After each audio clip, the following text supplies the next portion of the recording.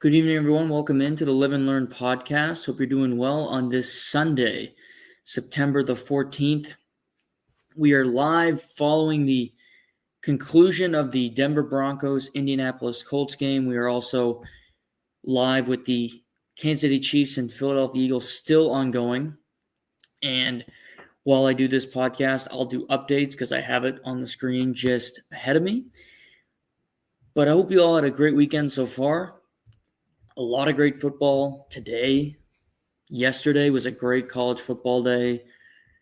There was an amazing yet long boxing card in Las Vegas at Allegiant Stadium featuring Canelo Alvarez and Terrence Crawford. And we'll talk about that more on Tuesday's edition of the show. But as we do, this is the second week of doing it every Sunday night. Do a reaction analysis to week 2 in the NFL. It's fun to hop on, give some quick takes. Watched a ton of football today, still watching some right now, and we can chat before we get into the Sunday nighter, which is Falcons Vikings in Minnesota with Kirk D. Cousins returning to Minnesota for the first time, but he's a reserve. He's on the bench. So a different kind of homecoming for him. But nonetheless, Kirk D. Cousins is back, and we'll see Michael Penix against J.J. McCarthy. And they met in the national championship game, Michigan-Washington, just 2 years ago. So these two quarterbacks do have some history there. Tonight we have a lot to get into as the Philadelphia Eagles just recovered an onside kick attempt by the Kansas City Chiefs, because it sure looks like the Philadelphia Eagles are going to win this game, currently leading 20-17, 2:59 to play, Kansas City, no timeouts remaining. Can't say it's been a spectacular game by either offense, by either quarterback. They both have had their moments. But all in all, I think if you came into the day and you said the Eagles are going to win, I think most people shared that opinion. They are a 1.5 point favorite on the road, which tells you that Vegas really thought they were going to win this game. They are the defending Super Bowl champions. They beat the Cowboys in week 1. The game had its ups and downs. Jalen Carter being ejected, the defense not playing particularly well. But regardless, they win the game, and they were 1-0.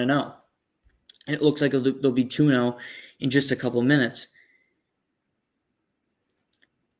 I think for Kansas City, you leave the game, you're 0-2 for the first time in the Mahomes, Andy Reid era. You haven't looked comfortable, haven't looked competent on offense in the first 2 games. Mahomes hasn't been able to hit wide receivers down the field. And you're behind the 8 ball.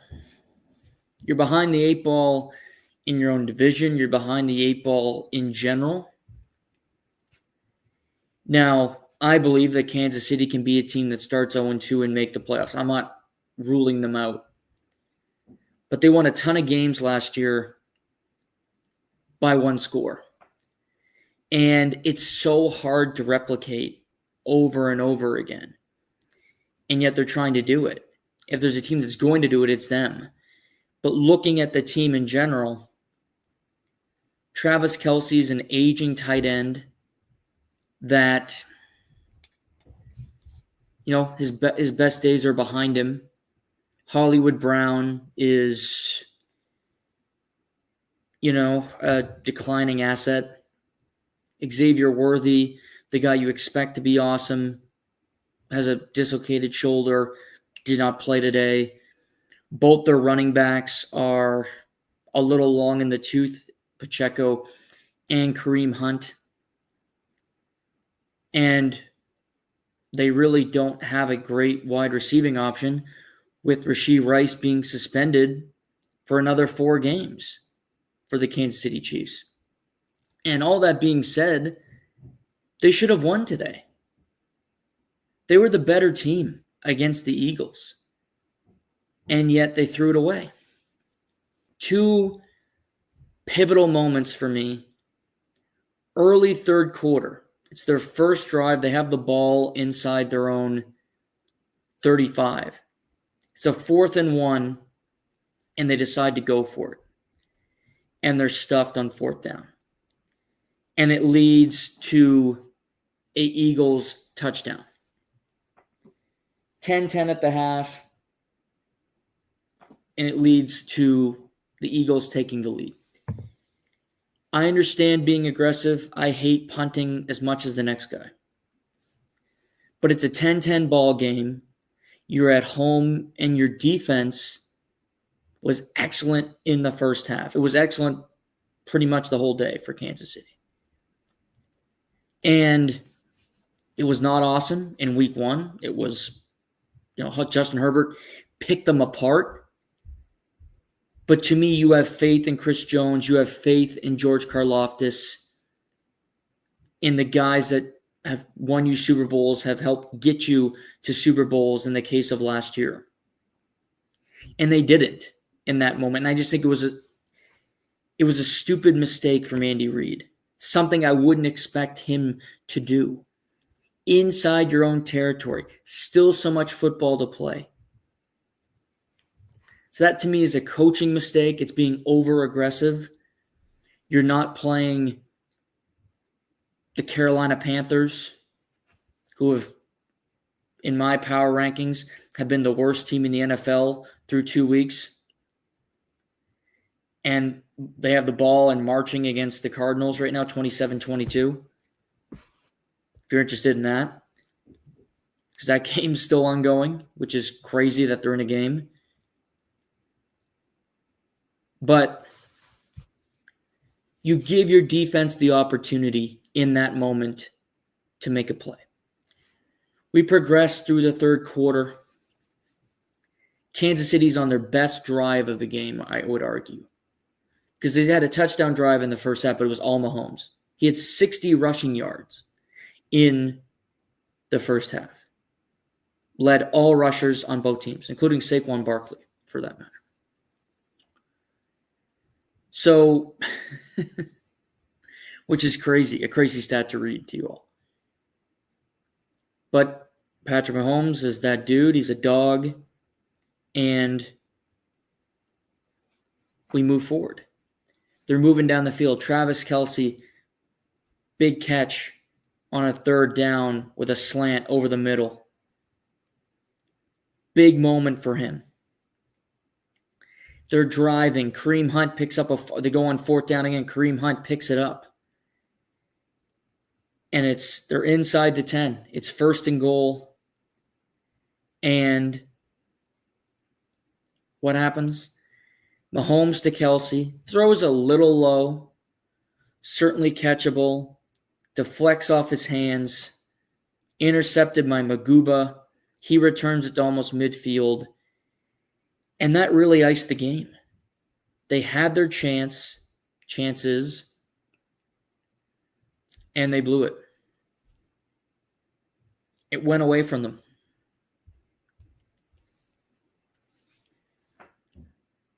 That deflection, there's certain moments, they will remember that one. Because if that's a touchdown drive, the game can certainly change. It's not set in stone that the Kansas City Chiefs are going to win the game, but it certainly helps them. And that sucked the soul out of them. Because the next time they got the ball, they were down 10. And they had to use their timeouts to get the ball back. So they score a touchdown, long touchdown throw to Tyquan Thornton. They don't recover the onside kick, as we just talked about, and it's c'est la vie. The game's over. So many things had to have gone right for them to get back in. Down 10, you're screwed. That deflection cost them the game. And while I still think they can turn this around, I don't think any team is intimidated playing the Kansas City Chiefs because it's a team led by Mahomes and everybody else. Because while Travis is a Hall of Famer, all-time great, he's not what he used to be. And I could go through the names. Nobody is intimidated by these teams, by these players. They're not anything special. So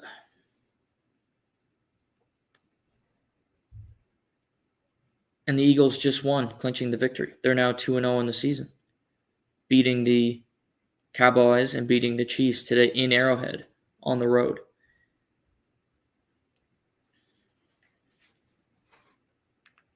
So it's disappointing, obviously.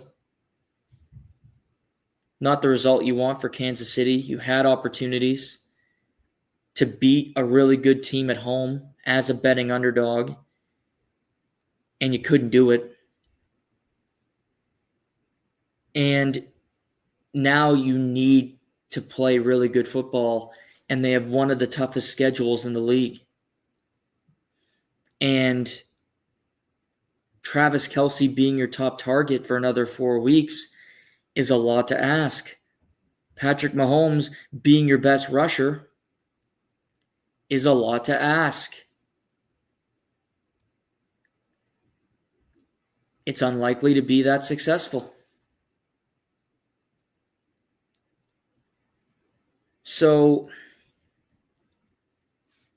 to me, they're just a team that they're not anything special anymore. And they win by margins, and that's so hard to do.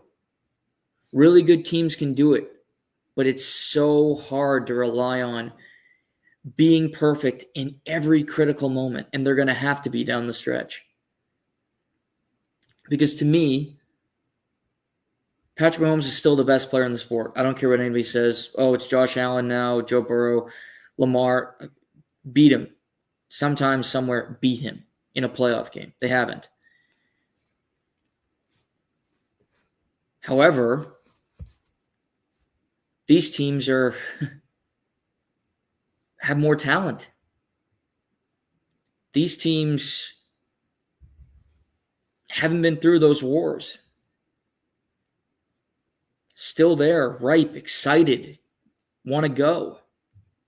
You don't see that in Kansas City. I see a team that's kind of bland, boring, check down Charlie type football. And they need to weather the storm. So we'll find I'm going to pull up their schedule here. Kansas City, obviously 0-2. At the Giants next Sunday night. Not a very good Sunday nighter, but then host Ravens the following week. At Jaguars, Monday night game. Host the Lions, Sunday night game. So a lot of night games. Then host Raiders, host Commanders, at Bills before their Week 10 bye week. All good teams. All teams that I think can beat them, quite frankly, outside of the Giants next week. But you never know.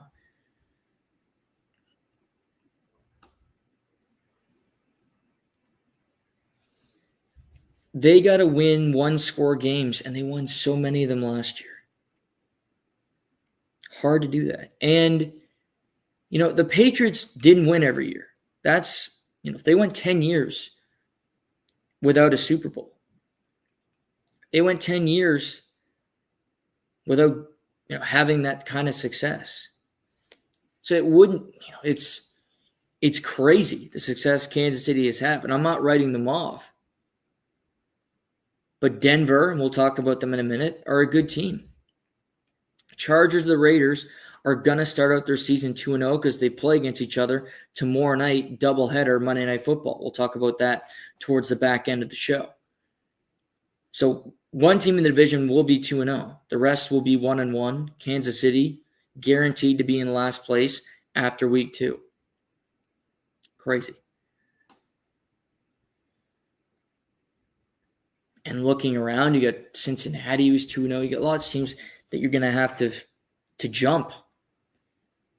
And it can happen. But they're not going to get a transfusion of talent jump into that locker room. The guys are going to be the guys, more or less. And that's not always for the better in this case. Because you're relying on the same guys that haven't looked very good through 2 weeks. Their defense was good today. Their defense gave them a chance. They couldn't score points. Scored 17 points at home. That's simply not going to get it done in the modern NFL. In particular, playing Philadelphia, who can score big. They didn't today, but they'll score enough. That's what they did. They scored enough. For Philadelphia, they're compile wins. That's what they got to do. They're 1-0 in their division so far. Check. You win the Super Bowl rematch. Check. Jalen Hurts has looked really good through 2 games, and he hasn't turned the ball over. Check. No big passing metrics. A.J. Brown, Devontae Smith. Nothing crazy, but that's their game. Make big stops. Make a play when you have to. Jalen Hurts had 100 pass yards today. 100 pass yard game. Nothing crazy. Saquon ran for 88. Again, nothing crazy. Devontae Smith, 4 catches for 53 yards, but 28 were on 1 catch. A.J. Brown, 5 for 27. Nothing crazy. But yet they won. Jake Elliott made 2 kicks of over 50 yards. Their defense came up with a huge stop. They stopped them on 4th down early in the 3rd quarter. Those little things won them the game. I don't think they looked that great in week 1. I don't think they looked that great in week 2. The difference, they're 2-0. Kansas City's 0-2.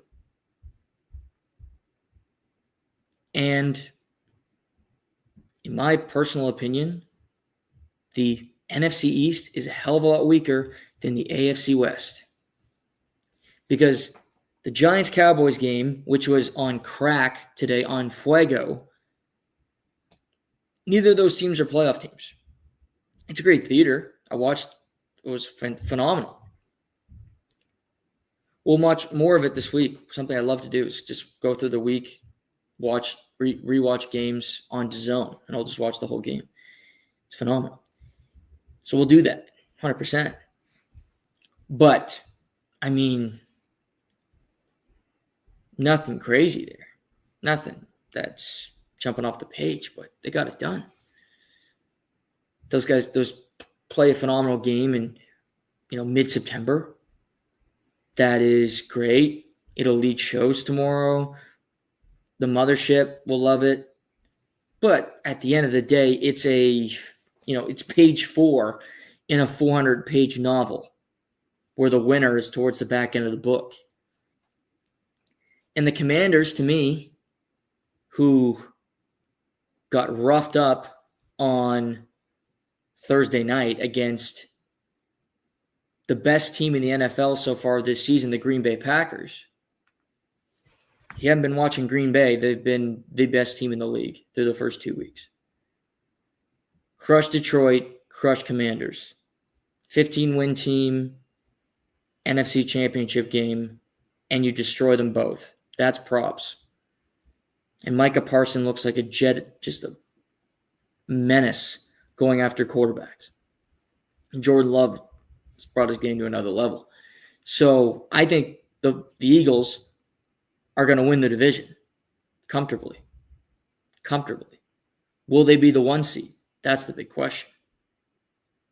Packers, Eagles will be vying for it. Bucks probably be in that discussion. I like the Bucks. I like Baker. But Kansas City, a game they could have won. And we remember certain games that you go, oh, that's a killer. The Cincinnati Bengals won a game today, and I think it's so important that they won the game today. The Cincinnati Bengals won a game where their backup quarterback threw 3 interceptions, and yet they still won because Trevor Lawrence is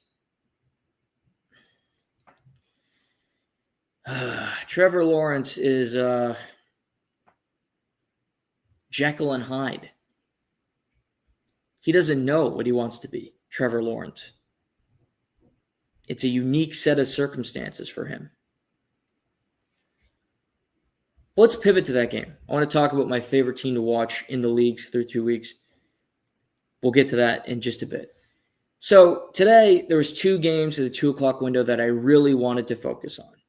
I watched like 6, but I really wanted to focus on 2. And those were Jaguars, Bengals in Cincinnati. And the other was, of course, the game that I think everybody kind of had circled thinking this might be good. I was curious. Detroit and Chicago in Detroit. But I'm watching Jags Bengals, and Trevor Lawrence has the most beautiful first drive you've ever seen. Just precision. I'm like, I'm liking the Jags. They got De'Ami Brown on this team. Travis Hunter, who didn't have a great game again, but he's young. Not panic, but didn't look great. And I'm just like, they got some players. Trevor Etienne and Luton. They're sophomore running back. I'm like, this team's pretty good. But then they just, like a baby, take a shit all over themselves.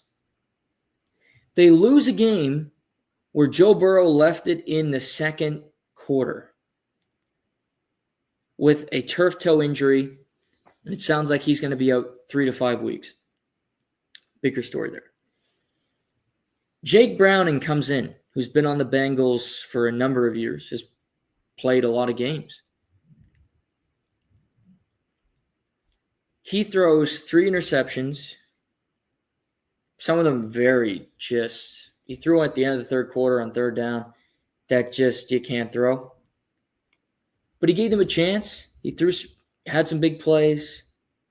He relied on Jamar Chase, who is, to me, he was their MVP today.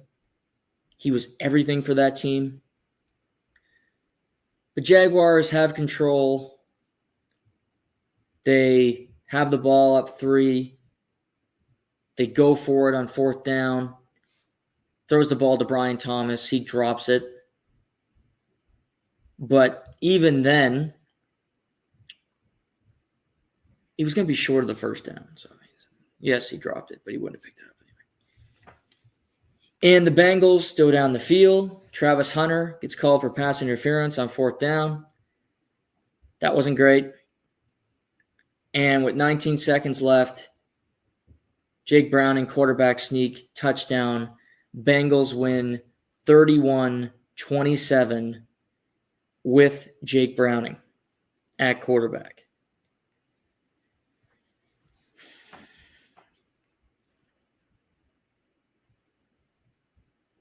If I am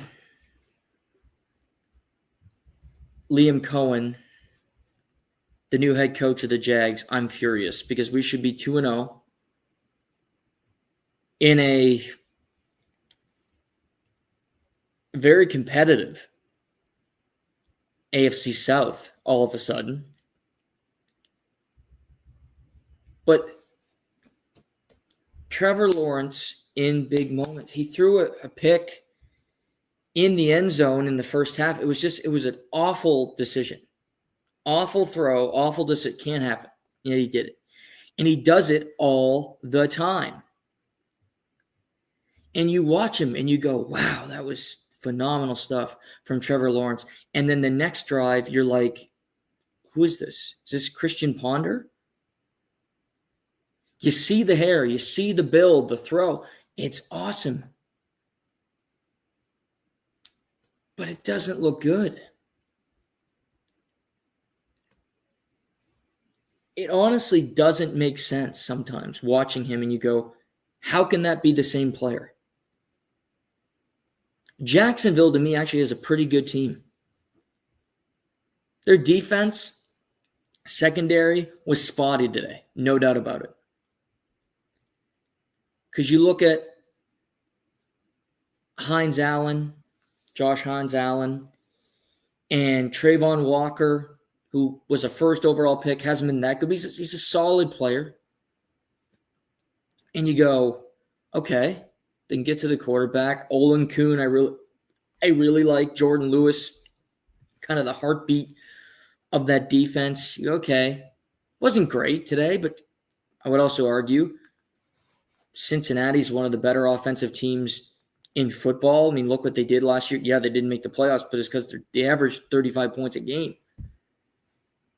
And with or without Joe Burrow, you have T. Higgins, Chase Brown, and like I said, Jamar Chase, MVP of the game today. MVP of the game. He was everything and more of what the Bengals needed. 14 catches, $165, 1 touchdown. 16 targets, 14 catches for Jamar Chase. He can take over games, and he did. Joe Burrow, 7 for 13, 76 yards, 1 touchdown. Jake Browning, 21 for 32, 241, 2 touchdowns, 3 interceptions. And the Bengals won. They turned the ball. And they somehow found a way to win. And these are these moments. Last year, Cincinnati loses that game. No doubt about it. 2 games this year, to me, they should have lost both, yet they won. Last week against Cleveland, they had 7 total offensive yards in the second half, and they won the game. You could say it's Cleveland. I don't care. You found a way to win. Missed all those field goals. Don't care. Found a way to win. That's the key definition here. Joe Burrow has, Mike Flora just saw on NBC, has torn ligaments and has turf toe. Gonna miss several weeks. Let's say he misses the remainder of September. 2 weeks. Probably more than that. Because Brock Purdy's dealing with turf toe right now. Didn't play today for San Francisco. They won in New Orleans. And it kind of lingers the whole season. You hear people talk about toe injuries. You get better, but it never really goes away. You deal with it for the remainder of the year, and it's just something that's always there. But the Bengals are 2-0. Last year, they would have been 0-2, and you're in a hole without your best player. I don't think they have tough games coming up that they've started. You're going to go on the road and you got to go to Minnesota, which isn't easy. Could you win it with a backup quarterback? Yeah. And the reason I say that is your offensive weapons. Jake Browning is competent. Not an elite backup, but he's competent. He can't throw 3 interceptions. But he came into the game cold. You give him a week to prepare. It might be better. It's going to be in a dome in Minnesota, so no elements, nothing like that. He's not, the second coming of Steve Young, but he led the Bengals when Joe Burrow had a torn ACL to nearly, a playoff team that year, right about the playoffs. He can keep them afloat while Joe heals and comes back, but they're 2-0. That's the headline. Interceptions, how they won the game, all that's super interesting. But the biggest headline is they won. And for Jacksonville, pardon my French, But how the fuck do you lose that game? How do you throw that red zone interception? Brian Thomas, sure. How do you drop the ball? But how on fourth down do these quarterbacks throw the ball short of the line to gain with defenders in front of you? Make that make sense. I don't mind the aggression to put the game on ice. But call a play where at least you're going to know when it's 4th and 5 that you get 6. Because that's the part of the play that has to be there. What happens after? Kind of irrelevant. You get a first down. Keep the clock moving. Maybe you score a touchdown on the drive. You keep going. But you have another set to make it easier for yourself to accomplish the end goal. 4th and 5 and you throw it 4 yards? No. No. Jacksonville will be a frustrating one all year because they can be a really, really good team and they can win that division. And they still might. Because if they put it together, they're as good as anybody in that division. But Trevor is...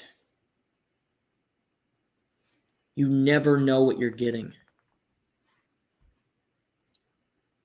And that's the frustrating part. Who's going to show up? Jekyll or Hyde? Who's coming to play? And they never know. We shall see as we move forward here. But I credit the and I think that's a huge win for Cincinnati. Escape with the W. Escape week 1. Escape week 2. Winning these 2 games, we'll look back months down the road and go, that's the reason they made the playoffs. That's the reason, because they found a way to win 2 games that they shouldn't have. But yet they did. Where teams like Kansas City, a team like Jacksonville, couldn't take advantage of the opportunity. They did. Credit to them. Also credit to the Detroit Lions, who got their lunch handed to them in week 1. Beat down at the hands of the Green Bay Packers, who, as we've discussed, has looked like the best team in the NFL after 2 weeks. Still with 3 games to play, but of teams we've watched, and I don't think we'll see a better team either tonight or tomorrow. And Detroit, lots of talk about Jared Goff, about that offense, loss of coordinators. And if you're watching these debate shows, if you're watching Get Up tomorrow, if you're watching First Take, it'll either be the Lions are back or it will be they played the Bears. And boy, that's a lot of fun. That's so much fun, that debate of what's the bigger, what's the truer statement? Because yeah, they played the Bears, and the Bears are, boy vey, they're the Bears. I mean, few times in my now 27 years of life here on earth have the Bears been a good team. And that's really not hyperbolic, because they got to the Super Bowl in 2006 and lost to the Colts, Peyton Manning's first Super Bowl. And that was great, but they didn't really have a chance in that game. And then after that, they went through a lot of different quarterbacks that weren't very good. They drafted Justin Fields throughout, and they had, Kyle Orton. I remember those days for a while. They had Brandon Marshall, and he was a lot of fun, good player and fun to watch and all that, but they just were a nothing burger team. Like, if you're a red zone person, nobody was clamoring to get the Bears on red zone to watch what they were going to do. They had Brian Urlacher and some good players throughout that stretch, but we saw them on Monday night, and were great in the first half. Abject failure in the second half. And I liked their first half. Got some notes here. I liked their first half today, for the most part. Caleb looked more comfortable. Now, they had their mistakes. No doubts there. They had plays where you go, what was that decision? Why did that happen? But if you look at it, he was making good plays in the pocket, making quick decisions, couple touchdowns, and the quick touchdown to Roma Dunze on a nice play, rolling out, stepping up. But, their defense was nowhere to be seen the whole day. What we know about Detroit, they love the middle of the field. In the Ben Johnson heyday, and you'd think Ben Johnson would know Jared Goff better than anybody, he loves patrolling the middle of the field, using play action, using screens, drop back pass to find a lot of guys, but in particular, his main guy has been Amon-Ra St. Brown. And Amon-Ra St. Brown had himself a day doing whatever the hell he wanted, but mainly patrolling the middle of the field and getting chunk play after chunk play. Amon-Ra had 9 catches for $115 and 3 touchdowns. Pretty good day. Pretty good day if you had Amon-Ra St. Brown in fantasy. He also had 2 carries for 7 yards. And my question is, what was the thought process? He loves patrolling the middle of the field. Yes, Ben Johnson doesn't coach the defense, but you could probably mention it to the defensive coordinator that, hey, they love to throw in the middle of the field. That's how they attack defenses. Jameson Williams up a seam, St. Brown. Jameson Williams also had 2 catches for $108 today, including a 64-yard touch. He had 2 big catches. So, just intelligence-wise, and Jared Goff was 23 for 28, 3 for 34, 5 touchdowns. He's going to win NFC Offensive Player of the Week. Already got that locked in. And the Lions won 52-21. And the game wasn't that close. They scored a touchdown in garbage time.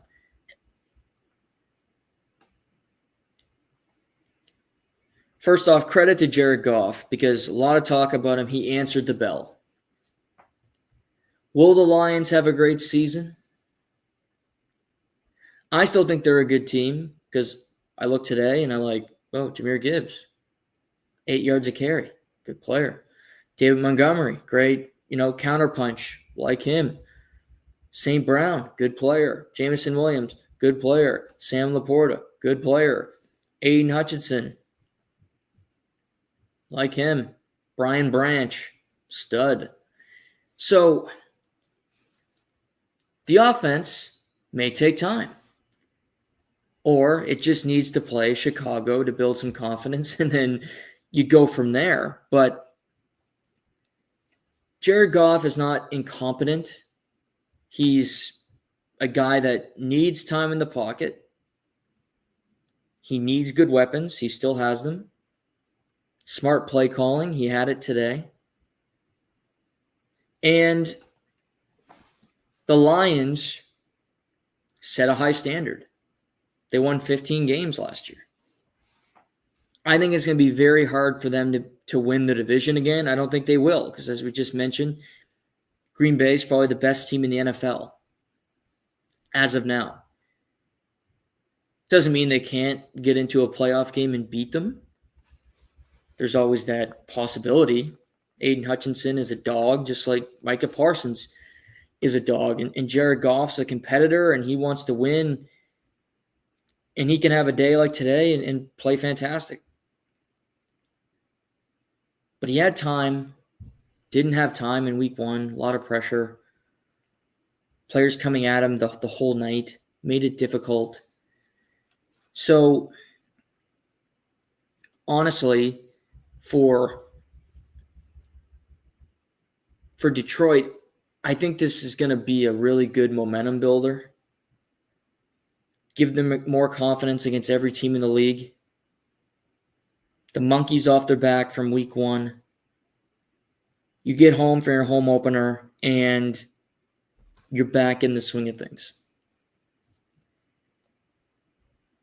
52, that's impressive. They're at Ravens next Monday night. What a game that is. Awesome game. So, they got a first place schedule like Kansas City. You're going to win some, you're going to lose some this year. You're not going to have as good a record. But you look at Ravens, they host the Browns. At Bengals, likely without Joe Burrow. At Chiefs. Home Bucks before their bye week. So, if you can be 4-2, 5-2 at the end of that stretch, I think you're happy with the start of your season. I think you're good with your going, okay, you know what? Tough start, playing some really good teams. We survived it. Now for the Bears. Through 2 weeks, Ben Johnson has not been a good head coach. He's a great offensive coordinator. That's been proven through his work with Detroit. Nobody can take that away from him. He has not been a good head coach. Some of his decisions going on fourth down, missing the extra point on Monday night. The team is undisciplined, over 80 yards in penalties in both games. Offensively, nothing fantastic. Caleb has times where he's looked like he's learning it, like he's getting better. But then in the game today, he throws just one of the worst interceptions you're going to see, where he fades away and it's like a jump ball that just goes in the hands of Detroit. And, you know, I think Dan Orlovsky's one of the smartest guys on TV talking football, just period. And he said it might take years, which I don't know if Caleb Williams and I don't know if Ben Johnson, the Bears, will get that long. But you see moments of brilliance. And then there's other times where you go, what the hell happened there? He was under siege for large parts of the game today. They couldn't run the football. DeAndre Swift fumbled. So it wasn't just Caleb. But I think if you look at the film, you look at his first quarter and you go, that's what we want. Not perfect, but you go, if that's our quarterback week in, week out, we can be competitive with just about anybody. But you're not getting that. You're not getting that consistently of having him play that way. It's we get it for a spurt and then it goes away and then you get horrible interception, scramble and take a bad sack, put you out of field goal range, and then it keeps getting worse. The Bears are 0-2. You lose 2 division games. That makes it worse, at least in my opinion. You're undisciplined. You turn the ball over a ton. And your game plan attacking a quarterback seemed incompetent.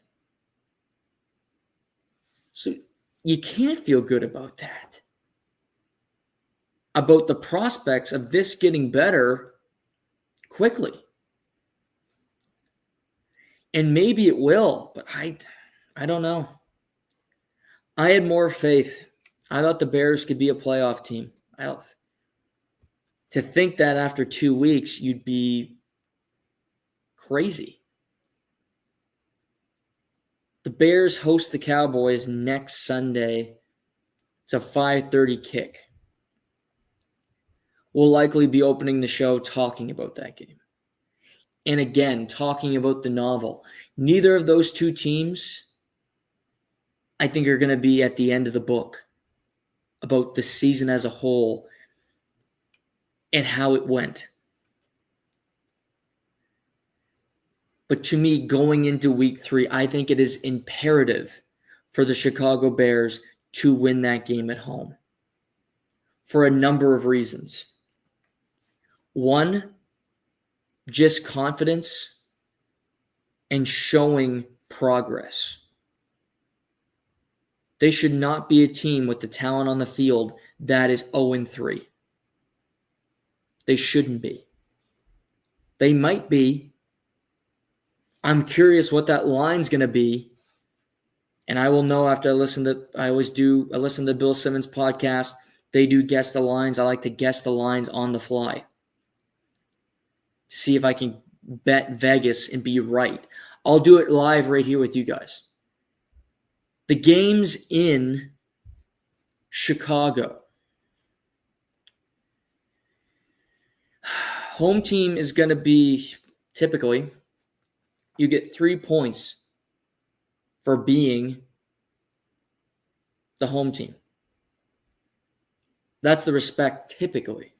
You've seen the last couple of years, 2.5 has been the new line, the new home love, if you will. If it's two close teams, you give the edge to the home team. Bears are 0-2. Cowboys are 1-1. Cowboys won a thriller today. But guessing just on the fly here, I'm going to say the Bears are at home. Easily could go the other way. I'll say Bears 1.5. But it wouldn't shock me if the Cowboys are the betting favorite by kickoff next week. I don't know if Vegas, I don't think they're fans. I don't think anybody has a whole lot of faith in the Chicago Bears right now. It's interesting, though. 5:30 next Sunday, week 3. We'll be watching the Cowboy game. Playing the Bears, so let's talk about it. What a crazy game. Russell Wilson, who was nearly benched after week 1, and I'm not the biggest Russell Wilson fan. I think the guy's a bit of a, trying to be nicer, I think he's a bit of a con man. Everything's always so great and everything he's tweeting out and crap. And I think he uses religion as a weapon, but nevertheless, I'm not the biggest fan. Great player, should be a Hall of Famer. Don't know if he will be, but he should be. And he stunk in week 1 against Commanders, but the whole team did, to be fair to Russell Wilson. And they thought, should we go with Jackson Dart? They did not. Back to Russ, and he had a game today. He had himself a game. Let's pull up his exact stats, but it was something else for Russell Wilson. 30 for 41, 450, 3 touchdowns. At his age, that's as good as it gets. Malik Neighbors had 9 catches for $167 and 2 touchdowns after barely being used in week 1. Wan'Dale Robinson had 8 catches for $142 and a touchdown. Both guys were awesome. Cam Scatabo, rookie running back out of Arizona State, had his first career NFL touchdown today. I love him already. Give him more carries, only at 11 today. They threw the ball 41 times. But through parts of the game, Giants have the momentum. First half, Cowboys can't get anything going, but then they find it. Dak starts slinging the pill. Threw the ball 52 times today, the Dallas Cowboys. And their offense looked good. Williams was good for the most part. But they start finding momentum. Cowboys, third quarter, they're going back and forth. They take the lead. Scatabo touchdown, then Miles Sanders touchdown. 2:44 left. Russell Wilson, deep pass, 32 yards for Wan'Dale Robinson on just a disgraced secondary by the Cowboys today. 52 seconds. Dak Prescott finds George Pickens. It looks like this is game. This is pay dirt. No timeouts for the Giants, by the way.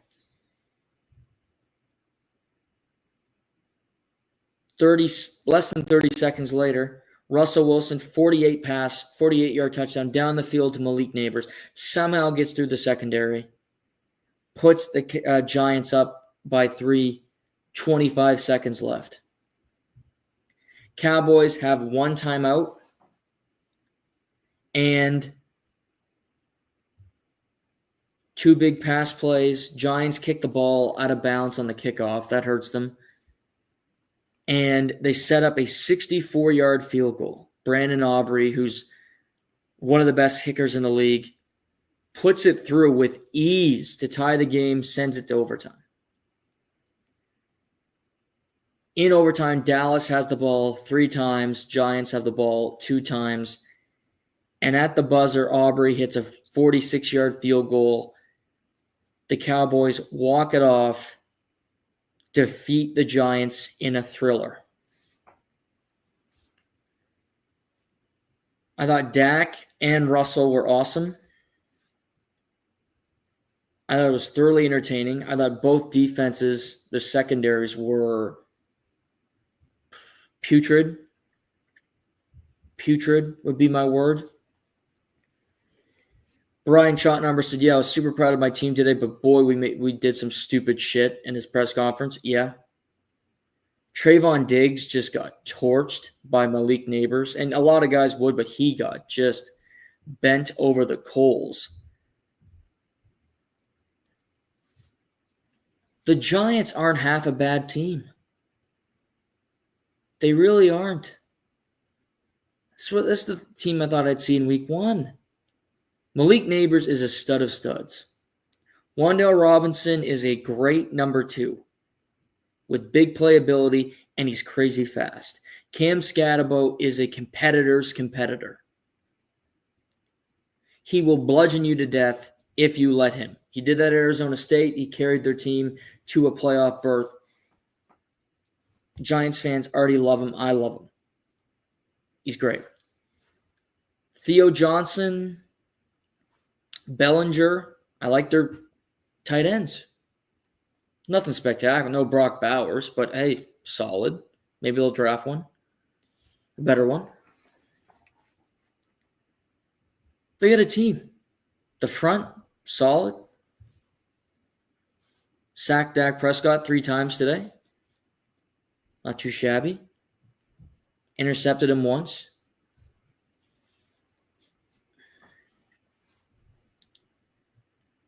I can't say the Giants blew the game because I thought the Cowboys blew the game. First, it was back and forth. The team's going, no, you win. No, you win. I mean, the fact that Neighbors scored the touchdown with 25 seconds left is beyond me. The fact that that happened shows you how dysfunctional the Dallas Cowboys are in a victory. Brandon Aubrey, a 64-yard field goal. Not many. Chris Boswell's doing that. Aubrey, I'm thinking other kickers in the league I would trust to make that. Maybe Matt Prater, his old leg. Maybe him in his prime for sure. But there's not many. And there's so many bad kickers. So many bad kickers. So, but it's a rarity you're going to find a guy that's that good, that's going to be able to make that kick in that big moment in crunch time. Aubrey did it. Credit to him. Like I said, I don't think either team is that impactful. The Cowboys are a better team than the Giants. The Cowboys, if everything goes right, can compete for a playoff spot. I don't think it'll happen because they should have lost to the Giants today. Giants covered. Cowboys still get the victory. But a phenomenal game. Craziness in that game. Another interesting result for me. New England beating Miami in Miami, something New England rarely does. You get a 1 o'clock local kickoff in Miami. It's hot and it's uncomfortable and you can't prepare for it if you're New England. And yet, New England won the game. Miami had their opportunities to no avail. And the Dolphins are now 0-2 in the season. Patriots are 1-1 following the Week 1 loss to the Las Vegas Raiders. So, beating the Dolphins is nothing that spectacular, just being honest.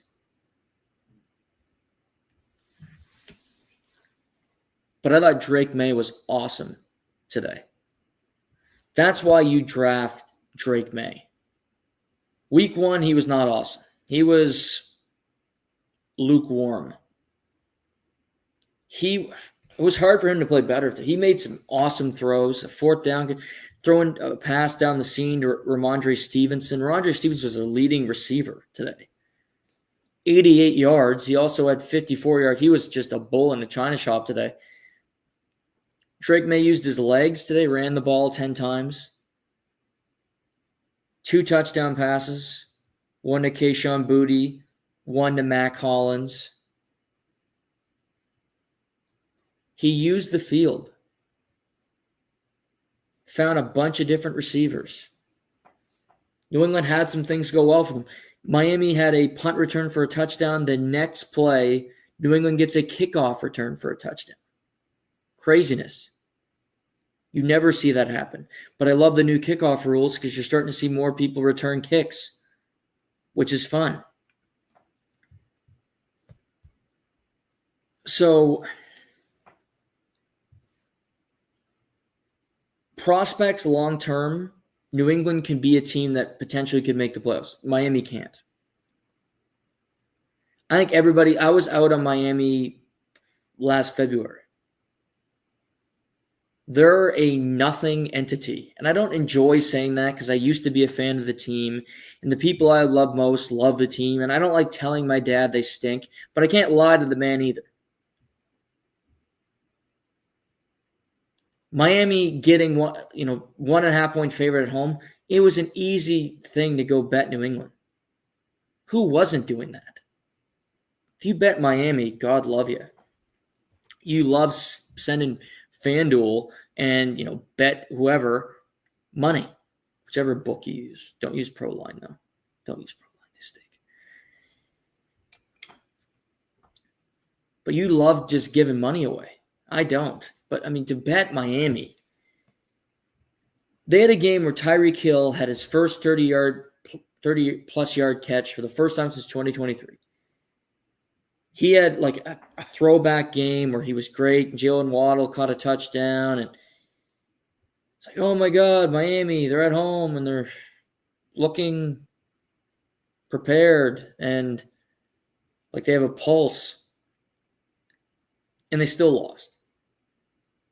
Tua got sacked 5 times. threw a brutal interception. Last drive, fourth down, he takes a sack that you just can't. You have to get the ball out of your hand. They're 0-2, losing to the Colts and the Patriots. Two teams going and go, oh, those could be wins. You didn't get either of them. Short week, they got the Bills on Thursday night in Orchard Park, New York. That will be a slaughter. What will that line be? Is another fun guess.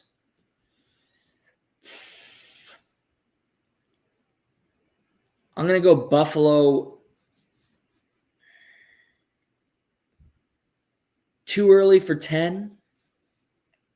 Maybe. Too early for 10? Go Buffalo 8.5. Probably higher than that, though. I'll probably get that wrong.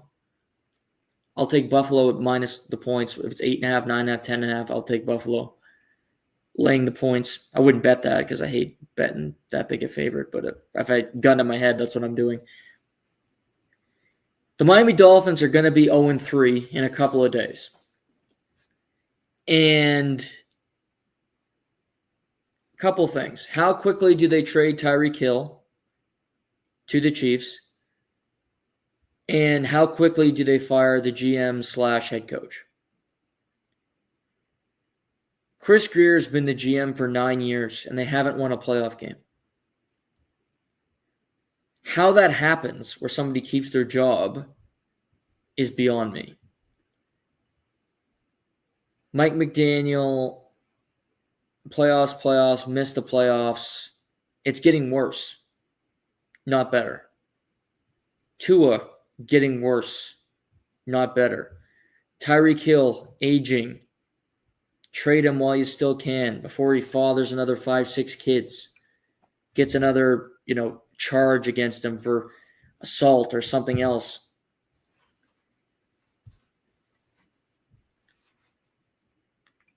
I just don't see a scenario where the Dolphins go through this season and they don't have one of the 5-6 pick in the draft come April. Because I look at New Orleans and I could say, okay, yeah, they're better than New Orleans. Probably. They are likely better than Cleveland. They probably are better than the Jets. But after that, you go, okay, again, nobody is scared to have the Dolphins on their schedule. Anybody can beat them. Anybody. On the given week. They cannot beat anybody on a given week. Today was one of their winnable games, and they didn't win it.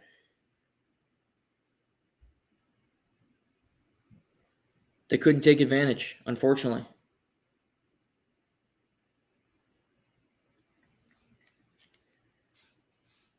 But how long is the leash? They're not firing anybody this week because they play on Thursday.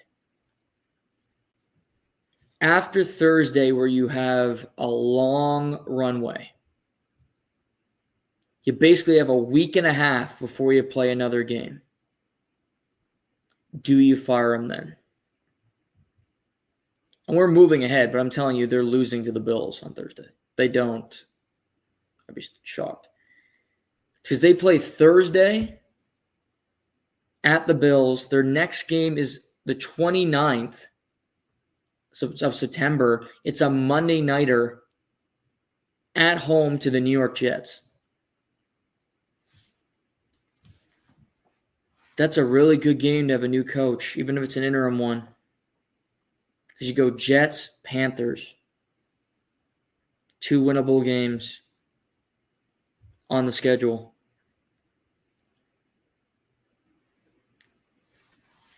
The Dolphins typically don't do these things.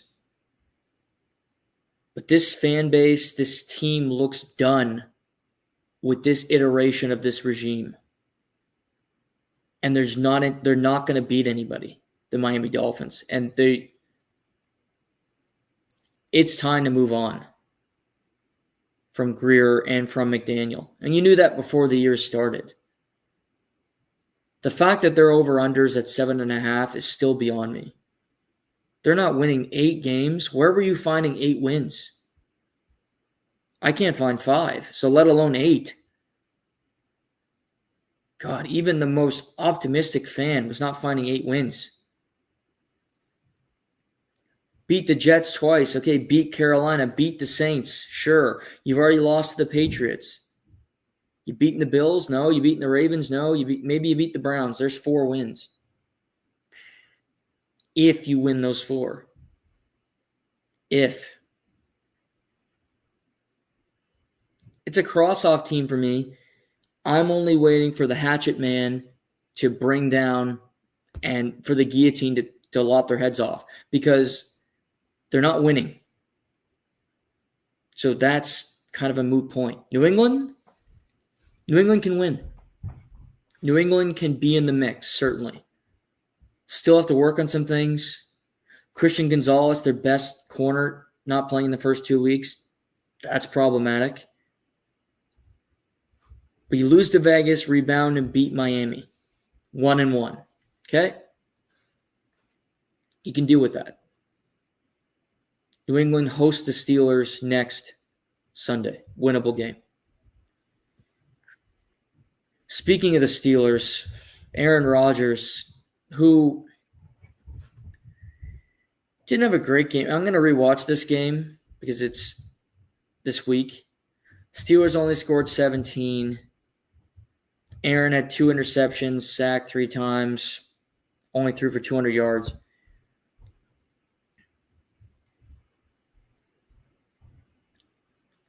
The key plays. He threw an interception in the end zone that he was clearly had designed for somebody else. Another receiver stuck his hand out, tipped the ball, was intercepted. He was furious. I understand why. And then the Steelers, on a kickoff, the return man has the ball hit him in the helmet. He acts as if it did not hit him. Seahawks run down the field. The ball's in the end zone. They get on it, and it's a touchdown. Bizarre play. I don't know how it happens. And the Seahawks win on the road 31-17 in Pittsburgh. As a guy that had a future on Seattle making the playoffs, good enough. Sam Darnold played well in week 1. Sam Darnold played well in week 2. Complimentary football, Kenneth Walker Jr. III. Awesome day. 8 yards a carry. Smith and Jigba, Cooper Kupp spreading the wealth.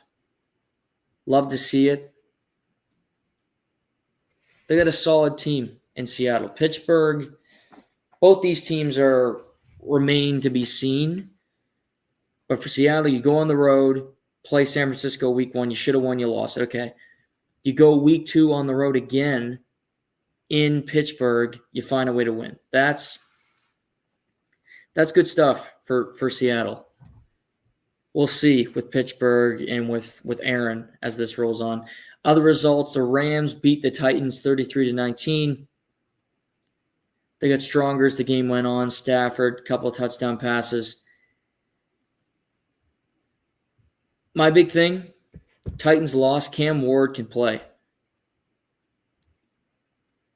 Holds on to the ball too long. That offensive line is not very good. Ao Manor is his best target. He's a rookie as well. So they're kind of growing together. But Cam Ward threw a ridiculous touchdown today. Back his first career touchdown, but back the incredible throw. They got a lot of work to do, but he's good. They got themselves a quarterback. They got their quarterback of the future in Tennessee. They got to be happy with that. The Rams quietly beat the Texans, quietly beat the Titans today. They're 2-0. They're a damn good team, the Rams. They can compete with just about anybody. Bills crushed the Jets 30-10 in MetLife. Just a no contest. Justin Fields left the game with concussion. The game was out of hand well before this. But the Bills just go about their business. Josh Allen, 14 for 25, $140. Didn't have to do much, which is good. James Cook, Josh Allen had 59 yards rushing. They had 3 rushing touchdowns. So just a game that you know you're going to win, and you go win it. You check the box. Awesome. Same thing, Baltimore crushes Cleveland. It was 41-10 mainly. Dylan Gabriel came in garbage time, got his first career touchdown pass. So good for him, finding Dylan Sampson, another rookie from Tennessee. So good story there. But the Ravens are awesome. The Browns are not. So no bigs. 49ers edged the Saints. Mac Jones stepped in for Brock Purdy. 26 for 39, 279, 3 touchdowns. Lost a fumble, but overall, he was very good. 3 touchdowns to 3 different receivers. They play a team they should beat. The Saints have been frisky in the first 2 weeks. Just lose to Arizona. Tough fight against San Francisco. But credit to San Fran. They are 2-0. Mac Jones looked great. I mentioned Arizona edged out Carolina 27-22. So they're a quiet 2-0. And then we got my favorite team to watch. Some people go, like Bill Simmons will go, League Pass, NBA, who are you putting on? I always used to say Sacramento because I like to see Sacramento score a bunch of points. I pick a team in the NHL and I will watch them because I think they're bad, but they're on the come up. And I'm still scouting that team for this year. We'll talk about that more with training camps opening this week in the National Hockey League. My favorite team to watch through 2 weeks is the Indianapolis Colts. The Indianapolis Colts, who are 2-0 after defeating the Denver Broncos today in Indianapolis, after Denver took a penalty on a field goal to win the game, took a 15-yarder, made it a 45-yarder. Spencer Schrader put it through. Colts get the W. They're now 2-0. Daniel Jones is playing awesome football. Jonathan Taylor is a beast. We knew that, but he's a beast in the pass game. He's a beast in the run game. You got Alec Pierce. You got Tyler Warren, who I knew was going to be awesome, and he is. Why the Bears didn't take him is beyond me. Why many teams didn't take him, from that matter, is beyond me. But Tyler Warren, 1 carry today, 4 catches. He had 77 yards first game, 79 yards in second game in the NFL. He's awesome. He's Hardy is stud. Alec Pierce, 4 catches. Josh Downs, 6 catches. Jonathan Taylor, 2. Pittman, 4. Spread the love. Danny Dimes, 23 for 34, 316, 1 touchdown. And key thing, no turnovers in the first 2 games from Danny Dimes. Jonathan Taylor, 25 carries for $165 on the ground. Danny Dimes has he's got 3 rushing touchdowns in the first 2 games of the season. Play action, making smart decisions, finding the right guy, spreading it out, spreading the wealth. They got good receivers on this team. Shane Steichen believes in Daniel Jones. You can tell. The way he runs this offense, he trusts him to make the right decision. And Daniel Jones has rewarded him thus far. And it's 2 games. But the Colts are my dirty pleasure watch. I love them. I love the way they play offense. Through 2 weeks, they're averaging 28 points per game. That's second in the NFL. Daniel Jones is a rock star. Now, he'll have his games where he doesn't look good, but they have pieces around him that help. Their offensive line is very solid. Quentin Nelson, 7 years in the league, all pro. He's going to the Hall of Fame, the guard out of Notre Dame.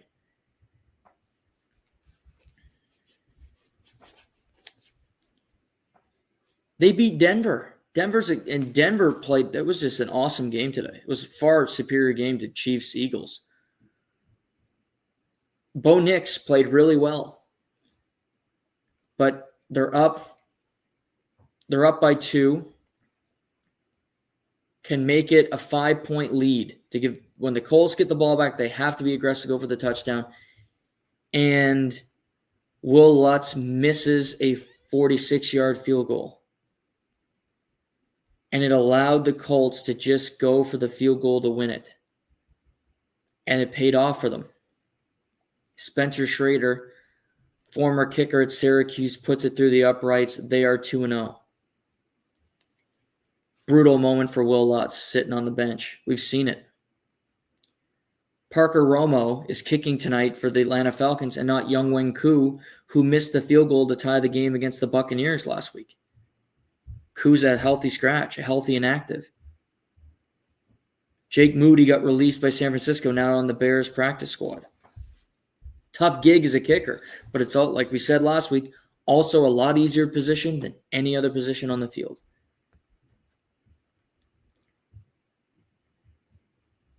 I think the Colts can be frisky the whole year. They can win the AFC South 100%. That team can win the AFC South. That team can be a playoff team the way they're playing. Keeping that up consistently, they're at Tennessee, at Rams, their next 2 games. Got to beat Tennessee. Team in your division that isn't as good as you. It's a trap game that you have to win. Rams, maybe you won't win that one. You never know. Keep it close in the fourth quarter. But they're my favorite team to watch through 2 weeks. I love the way they run their offense. Players over the field, they're fast. Danny Dimes using his legs, but he's not even running that much. He runs when he gets close to the goal line. But he stays in the pocket and he reads and finds the right guy going through his progressions. Get him out of New York, he looks like a new guy. A well-oiled machine. So, Falcons-Vikings has started. I like the Falcons tonight to win in Minnesota, but we'll see. That's a toss-up, close game, fun game, I think. We got a doubleheader Monday Night Football tomorrow. Doubleheader. You rarely see that. I've been doing it the last couple of years. And I enjoy it because I like watching football. So if I can get more football, I'm all about it. So first off, we got Bucks, Texans in Houston. That's at 8 o'clock. Houston's a 2.5-point home favorite. Houston offensively was putrid in week 1. I like the Bucks. Houston doesn't have some crazy atmosphere. It's in a dome. Close game for sure. the Bucks, so the Texans really need to win this game. Really need to win that game. I don't think they're going to. They're at home. Like I said, you're at home, you get 3 points. It's now 2.5. That's the new norm. I like the Bucks plus 2.5. I like the Bucks outright to win that game tomorrow night in Houston. Second half of the doubleheader, Chargers, Raiders in Las Vegas. Chargers are 3-point favorite on the road. Both teams won in week 1. Chargers in Brazil. Raiders defeated the Patriots in New England. So, kind of a coin flip game for me. I like the Raiders more than most. Herbert was awesome in week 1. I think the Raiders can keep this game close. It's a division game. Means a lot. Whichever team wins is 2-0 in a division where Kansas City is going to be 0-2. I like the dogs. I like Vegas tomorrow night +3, and I like Bucks +2.5. I think the Raiders can win that game tomorrow at home. I like Geno Smith. Pete Carroll versus John Harbaugh. They don't really like each other. That'll be feisty. I like that game. Good doubleheader, Monday Night Football.